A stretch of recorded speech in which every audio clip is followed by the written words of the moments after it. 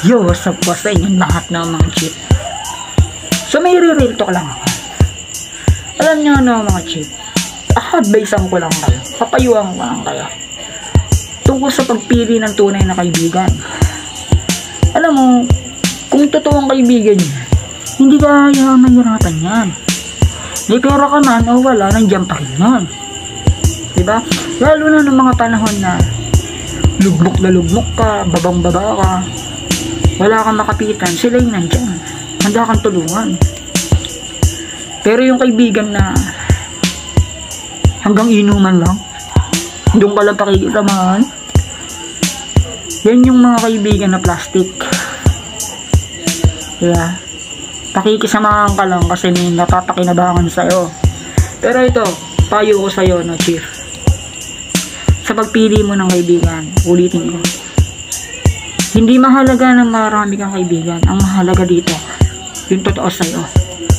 Yung handa kang tulungan, handa kang gabayan. Hindi ka iwanan. Hindi kita talikuran. Diba? Kasi may mga iba dyan eh. Oh, real talk. May mga iba dyan na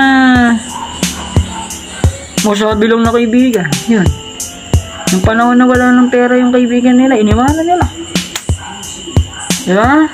Gets mo yung sinasabi ko? Kaya ulitin ko sa'yo, pumili ka ng tamang kaibigan. Tsaka ito real talk, huwag niyo pagmamayabang sa akin na marami kayong kaibigan. Ipagmayabang niyo sa akin na marami kayong kaibigan kapag makasahan niyo yan sa oras ng kagipitan. Diba?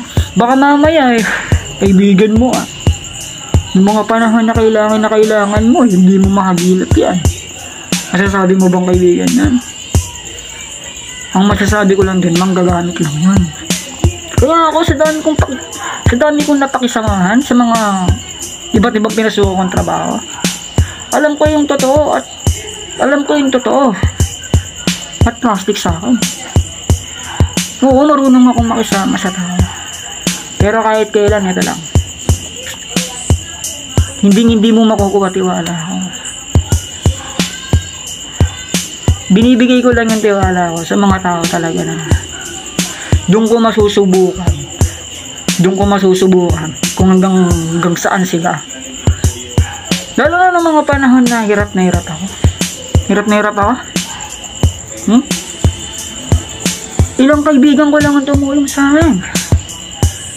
Ilang kaibigan ko lang. Yun yung mga taong nanatili sa akin.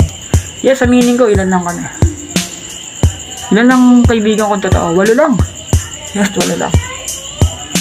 8 lang. Kasi ganyan kami.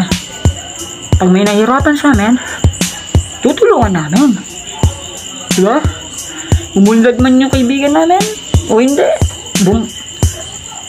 Bumaba man siya, tutulungan pa rin namin. Diba? Ganyan ang tunay na kaibigan.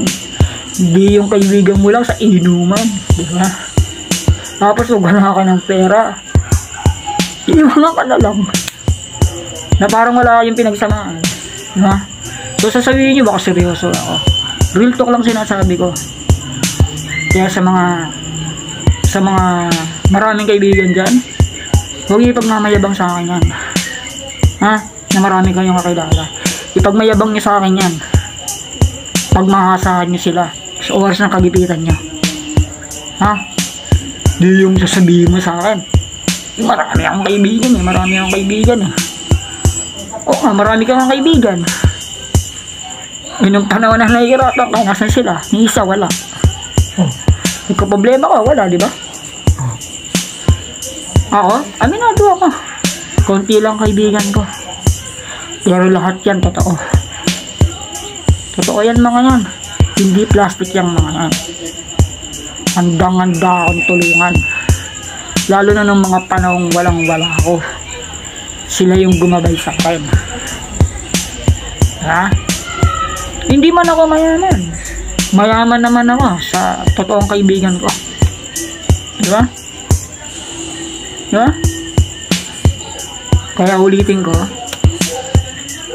pumili ka ng tamang kaibigan. Diba? Sample na lang.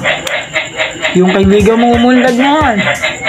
Yung dati pinakikisamahan ka. Oh. Dinadaan-daan ka na lang. Ibig na tulungan ka. Tignan ka lang. Diba? Kasi wala ka ng pera. Ganun lang yan. Diba? Kaya sa lahat na guys, ulitin ko, huwag nyo ipagmamayabang sa akin na marami kayong kaibigan. Ipagmayabang nyo sa akin yan. Pag oras ng kagipitan nyo, maaasahan nyo yung mga yan. Yun lang. Yun. Doon ako bibilib sa mga kaibigan mo na hindi ka iniwanan sa oras ng kagipitan. Pero kung marami kang kaibigan, nahirapan ka, wala kang kapera-pera, tapos iniwanan ka, huwag mo na ipagmamayabang sa akin. Diba? Yun lang, no, cheat?